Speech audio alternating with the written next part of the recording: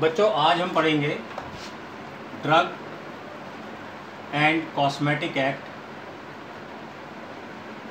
1940. In this we cover a topic, Schedule M. This topic is very important for manufacturing purpose. That's why we are going to study Schedule M. This Schedule M describes about the specification, requirements, how to open or how to administrate a particular manufacturing company so that a good quality of product come out in market. So please, now Schedule M is divided into three parts. Schedule M relates to allopathic medicines, good practices about allopathic medicines, and it's divided into three parts. ये तीन हिस्सों में बटा हुआ होता है. That is M1, M2, M3. Good manufacturing practice for homeopathic medicine system. M1 relates to homeopathic and M2 relates to cosmetic.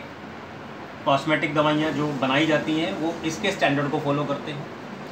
And M3 for surgical devices. Now we are going to discuss about schedule M for allopathic medicine. In next video we will discuss M1, M2 and M3 in deeply. Schedule M, it's divided into two parts. That is part 1 and another is part 2. It's relate to premises, good manufacturing practices for premises and raw material.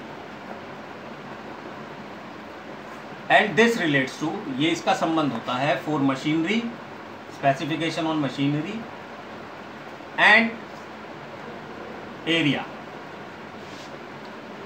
Okay, further this is divided into two parts. Part 1, that is it contains 29 subheadings which cover each and every department and specification of each and every department. Another one is part A, 1AB, 1A, 1C, 1D, 1E, 1F. It divided into 6 subparts. Part 1, it covers specification for particular dosage form. Okay, we will discuss in आगे अभी हम इसके बारे में discuss करेंगे. Now what 29 general headings, अब वो कौन सी 29 जनरल हेडिंग्स हैं जो कि शेड्यूल M के अंदर कवर अप होती है. पार्ट 1 में 29 हेडिंग्स हैं. पहली है जनरल रिक्वायरमेंट्स. जनरल रिक्वायरमेंट क्या है? वो जनरल रिक्वायरमेंट है, पहला है लोकेशन एंड सराउंडिंग. आपके आसपास की लोकेशन क्या है, ऐसी तो नहीं है कि जो आपके प्रोडक्ट को डिटोरिएट कर रही हो. बिल्डिंग एंड प्रीमाइसेस, आपकी बिल्डिंग जो बनेगी उसके क्या क्या स्पेसिफिकेशन है, किस तरीके से आपको बिल्डिंग को डिज़ाइन करना है. ठीक है. अगला है वाटर सिस्टम. वाटर सिस्टम की बात कर रहे हैं. उससे अगला है डिस्पोजेबल सिस्टम.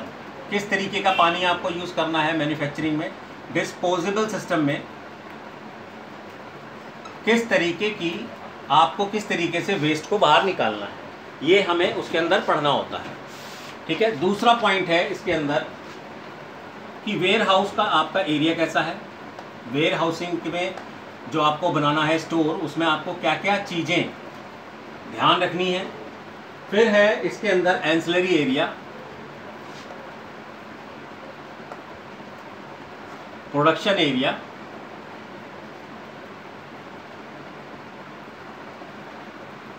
और अगला पार्ट है इसके अंदर क्वालिटी कंट्रोल एरिया.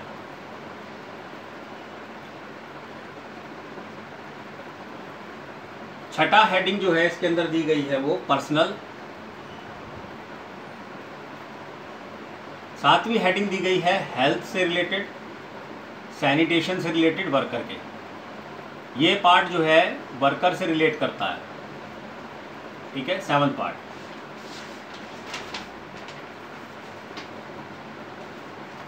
इसे आप नोट डाउन कर ले थोड़ी देर के लिए.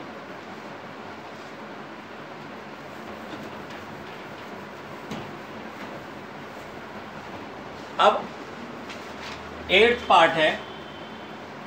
8th पार्ट के अंदर है साफ सफाई का ध्यान रखना, सैनिटेशन के standards in manufacturing premises. Manufacturing premises में हमें किस तरीके से स्टैंडर्ड को मेंटेन करना है। 9th पार्ट जो है वो रिलेट करता है रॉ मटेरियल से, उसकी स्पेसिफिकेशन दी है। 10th पार्ट के अंदर है इक्विपमेंट। 11th पार्ट है इसका मैन्युफैक्चरिंग ऑपरेशंस और processes and processes. 12th part है इसका डॉक्यूमेंटेशन एंड रिकॉर्ड।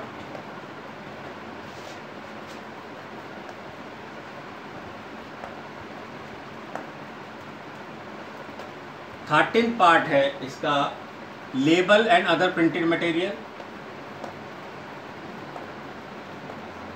इनको आप कैसे स्टोर करेंगे, क्या क्या इसमें कंडीशंस होनी चाहिए। 14th पार्ट है इसका क्वालिटी एश्योरेंस।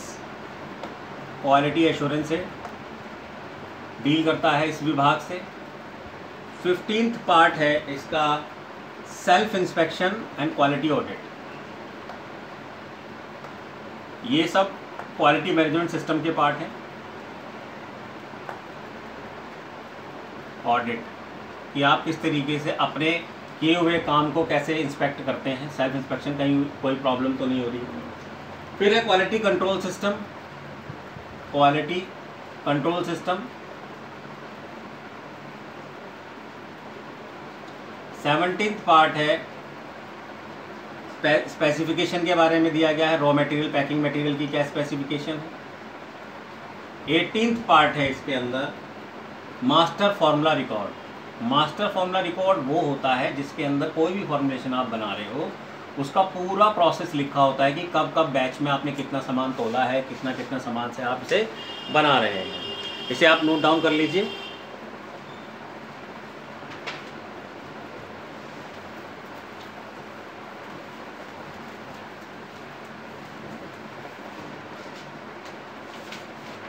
नाइनटीन्थ पार्ट है पैकेजिंग रिकॉर्ड।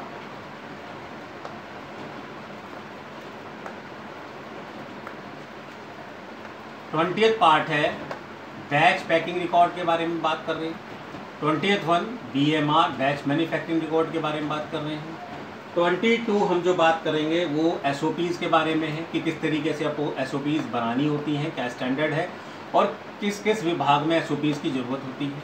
23 रेफरेंस सैंपल यानी कंट्रोल सैंपल के बारे में बात कर रहे हैं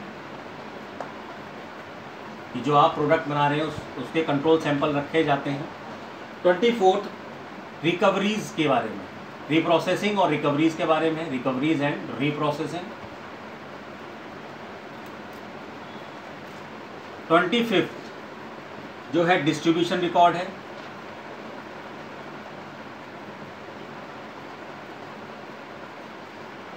26 प्रोडक्ट रिकॉल, मार्केट से अगर कोई प्रोडक्ट वापस आता है तो हमें किस तरीके से उसे कंपनी के अंदर इन करना है और किस तरीके से हमें उसे यूटिलाइज करना है। कंप्लेंट एंड एडवर्स, अगर कोई कंप्लेंट आती है मार्केट से तो उसे हमें कैसे डील करना है, उसके स्पेसिफिकेशन दिए गए हैं।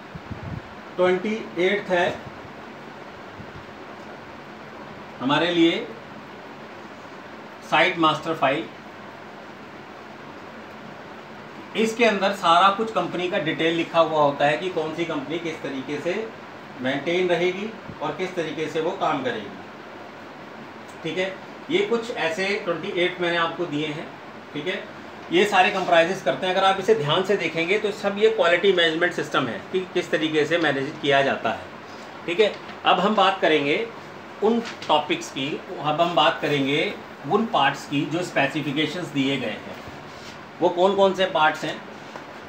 पार्ट 1A, ये स्टेराइल प्रिपरेशन जितनी भी होती हैं उसके बारे में स्पेसिफिकेशन दी गई हैं इसके अंदर, जैसे ऑप्थेल्मिक प्रिपरेशंस हैं, या इंजेक्शन है, उसके बारे में स्पेसिफिकेशन दी गई है कि आपको बिल्डिंग कैसी बनानी है, किस तरीके से सिविल वर्क कराना है, या किस तरीके से उसके अंदर जो फिल्टर्स हैं, HU है, टेम्परेचर है, ह्यूमिडिटी है, वो कैसे कंट्रोल करनी है, वो पूरा स्टैंडर्ड इसके अंदर दिया गया है। यानी कि पार्टिकुलर डोसेज फॉर्म के अकॉर्डिंग इसके अंदर स्पेसिफिकेशंस दी गई हैं। पार्ट 1B इसके अंदर ओरल सॉलिड डोसेज फॉर्म, जैसे कैप्सूल और टैबलेट अगर आप लगाना चाहते हैं या इसकी कोई फैक्ट्री आप ओपन करना चाहते हैं तो इन स्पेसिफिकेशंस को फॉलो करना होगा उन 29th जनरल हेडिंग के साथ।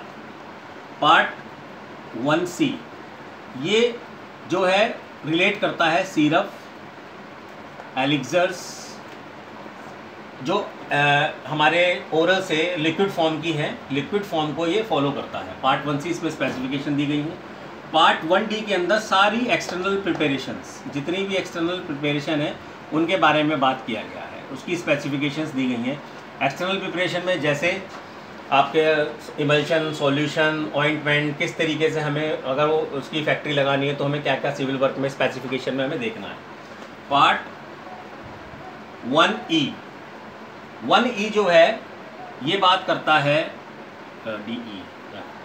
Part 1E metre dose inhaler के बारे में, मीटर डोज इन्हेलर्स के बारे में ये बात करता है। इसमें इनकी अगर आपको ये मैन्युफैक्चरिंग करना है तो इनकी स्पेसिफिकेशन इसके अंदर दी गई है। पार्ट 1F के अंदर ठीक है दिया गया है API के बारे में, बल्क ड्रग के बारे में। API यानी कि जैसे आपको पाउडर फॉर्म में सिप्रोफ्लॉक्सासिन बनानी है, पैरासीटामोल बनाना है, उसके बारे में। अगर आपको मेरी ये वीडियो अच्छी लगी हो तो इसे सब्सक्राइब कीजिए, लाइक कीजिए, शेयर कीजिए, और अगर कोई प्रॉब्लम है तो कमेंट ज़रूर कीजिए। Thank you.